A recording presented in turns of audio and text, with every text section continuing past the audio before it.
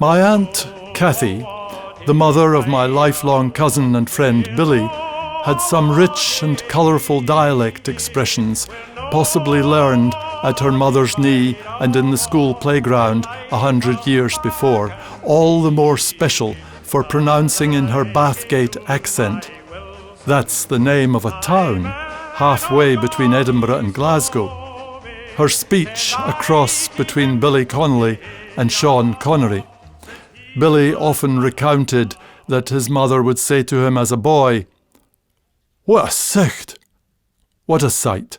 if he wasn't well dressed. And if he was ill-behaved, she'd say, "You big lummock, wait till your father gets hame, you cheeky wee monkey." My mother and Aunt Cathy shared some of these expressions, and I can hear them both saying, "I didna ken where to look." They would both say the likes of, "I'm fair scunnered," to say they were a bit down and weary. Scunnered would also be used in, "I couldn't be scunnered doing that," to mean not wanting to do something because it would make me disgusted or annoyed if I did it. I used to hear both Mum and Aunt Cathy say, "Would that no scunner ye?" No explanation needed there. Sometimes Billy would be told to go outside to play. "Awa wi you, I'm sick of the sicht of you." Sicht, sight. Awa wi you, go away. But I feel, "Go away, I am sick of the sight of you," doesn't quite have the same ring to it as, "Awa wi you, I'm sick of the sicht of you."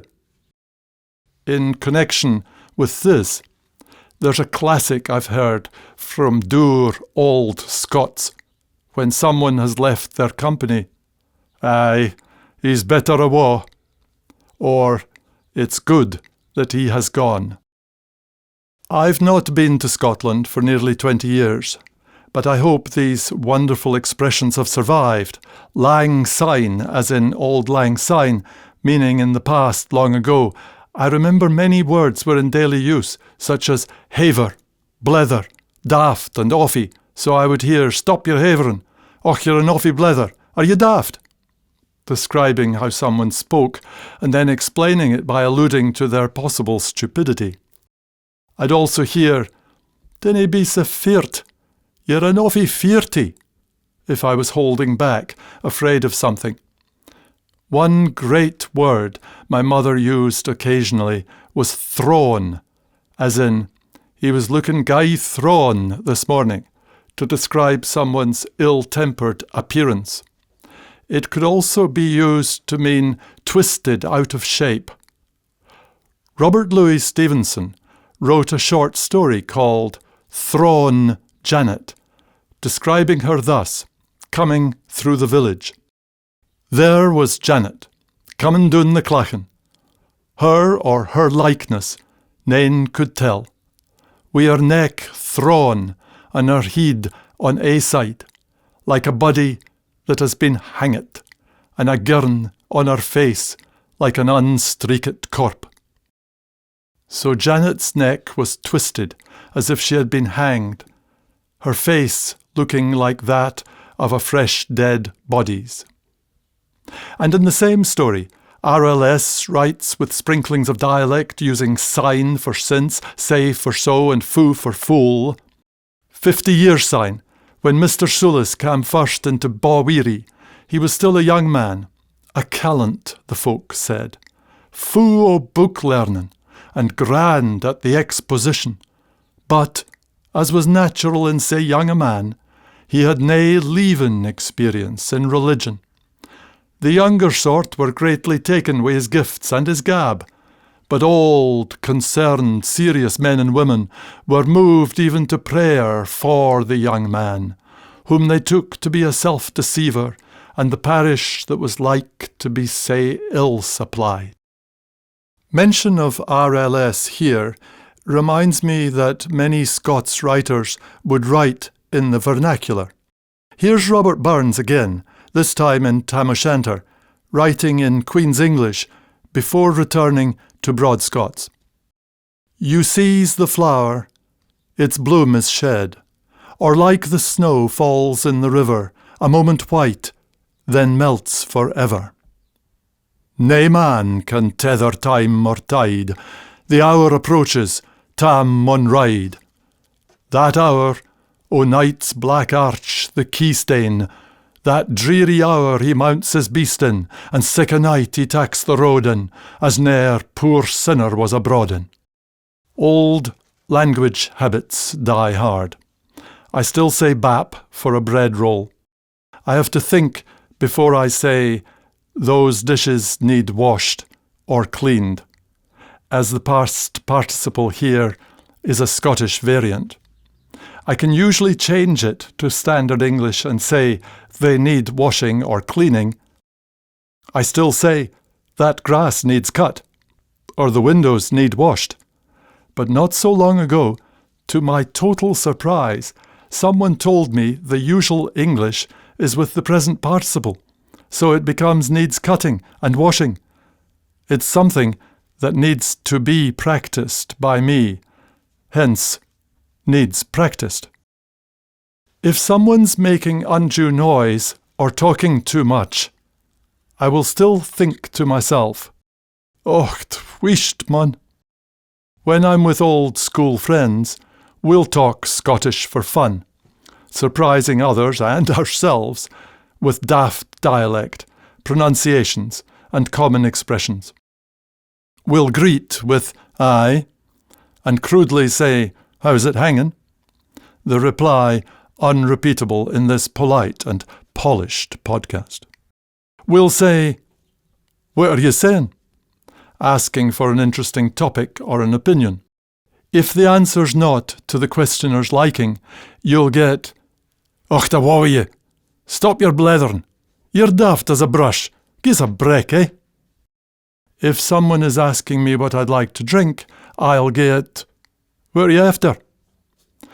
We'll often use foo instead of had too much to drink, as in, "Are you foo yet?"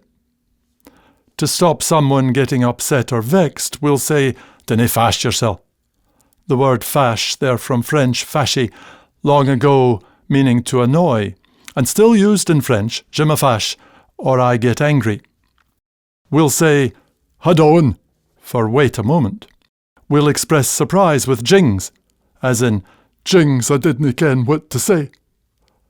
Not sure where jings came from, but it's got to be connected to by jingo. Then there's the contraction of give us a, as in Giza, as in "Gi's another glass of that braw Scotchman," and Caesar, as in "Caesar had o' that grape." That's not the fruit of the vine. It's a garden fork, referred to as a grape in Scots, borrowed straight from Norwegian. Giza is easy. It's give us a. But Caesar is tricky. It's actually see us, contracted to cease, loosely meaning show us, a bit of royal we coming in there. Then this is translated through to mean give us or give me.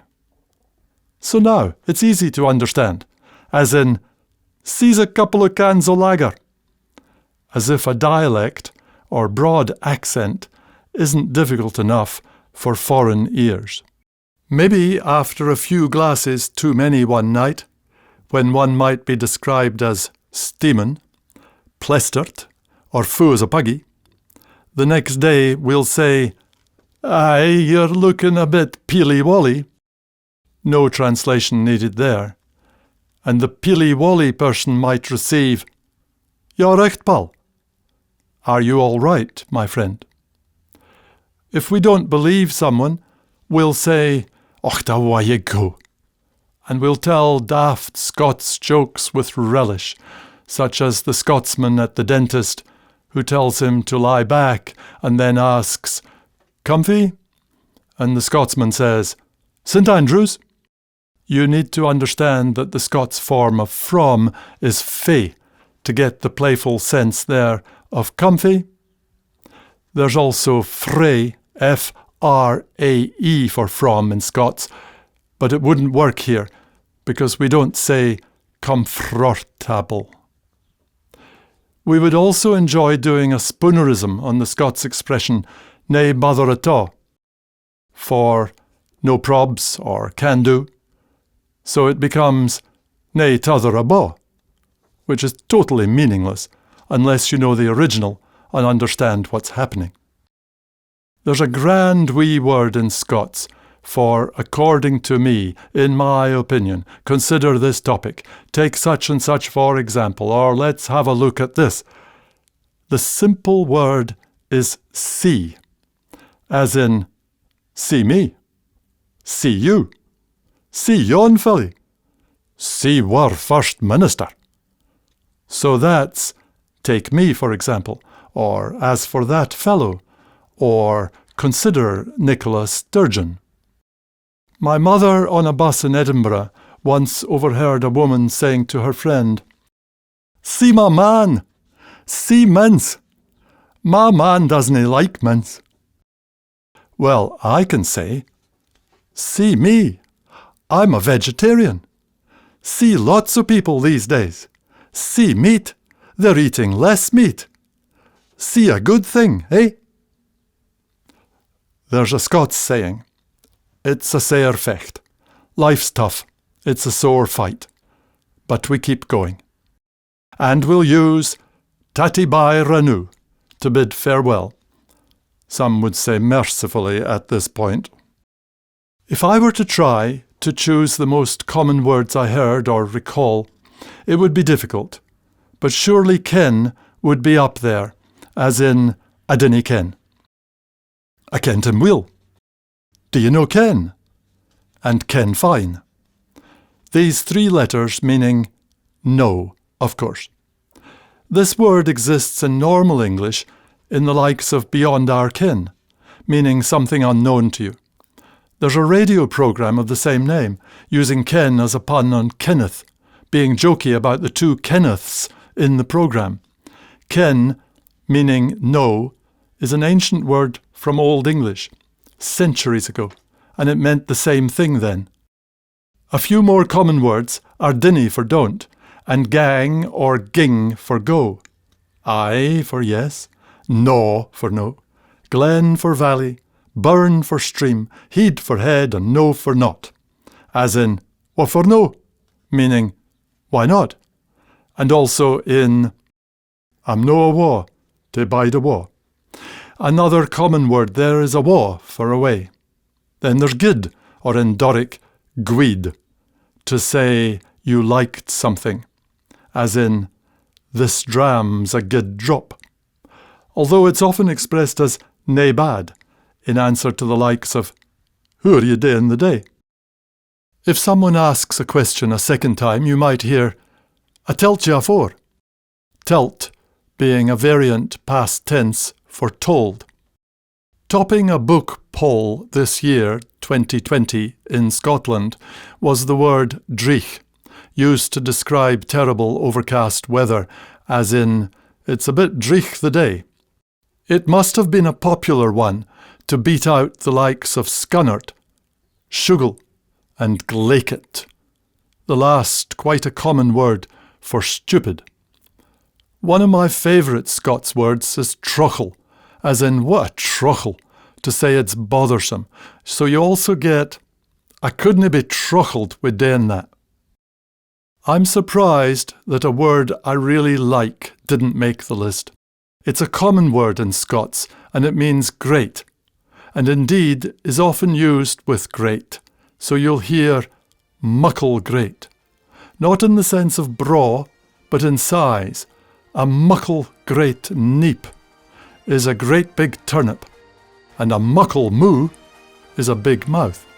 It can also mean much, as in no muckle patience. Common Scots pronunciations are yin for 1 and twa for 2, fower for 4, pit for put, and more becomes mair, while money means many. So I can say, I havenae mony mair examples. I hope listeners are not thinking, thank God for that, or worse, he's better a war. We'll take a wee rest for the Scots stuff and move to other countries' usages and styles.